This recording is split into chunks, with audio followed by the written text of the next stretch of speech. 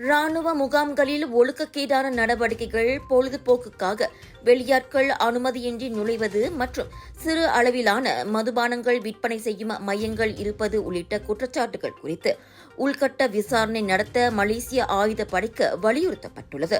இது தொடர்பான காணொலி சமூக ஊடகங்களில் பரவியதைத் தொடர்ந்து இந்த குற்றச்சாட்டுகளை தீவிரமாக எடுத்துக் கொண்டதாக தற்காப்பு அமைச்சு தெரிவித்திருக்கிறது. இதற்கு பதிலளிக்கும் விதமாக இந்த விவகாரங்களை முழுமையாக சரிபார்க்க உடனடி உள்கட்ட விசாரணையை நடத்த மலேசிய ஆயுதப்படைக்கு அறிவுறுத்தப்பட்டுள்ளது என்று தற்காப்பு அமைச்சு வெளியிட்ட அறிக்கையில் தெரிவித்திருக்கிறது. குற்றச்சாட்டுகள் நிரூபிக்கப்பட்டால் தற்போதைய விதிமுறைகள், நடைமுறைகள் மற்றும் சட்டங்களின்படி சம்பந்தப்பட்டவர்கள் மீது எவ்வித இணக்கப்போக்குமின்றி கடுமையான நடவடிக்கை எடுக்கப்படும் என்று தற்காப்பு அமைச்சு எச்சரித்தது.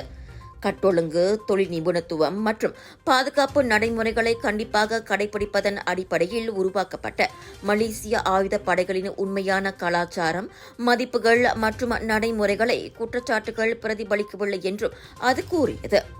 கலர்ஸ் ஆஃப் இந்தியா பெருமையுடன் வழங்கும் பிக் இந்தியா ஷாப்பிங் ஃபெஸ்டிவல் 7 11 ஜனவரி 2026 புத்தம் புதிய பொலிவுடன் பிரம்மாண்டமாக ஏயோன் பிக் ஃபாலின் ஈப்போவில் இந்த ஆண்டை முடித்து புத்தாண்டை கொண்டாட ஷாப்பிங் செய்ய திரண்டு வாருங்கள். Latest collections, designers items, boutique outlets, panipuri முதல் பிரியாணி வரை வைரல் ஃபுட் ஃபெஸ்டிவலோடு அனைத்தும் கிடைக்கும். இன்னும் என்ன, திரண்டு வாருங்கள். ஏயோன் பிக் ஃபாலின் ஈப்போவில். Big sale, big discount.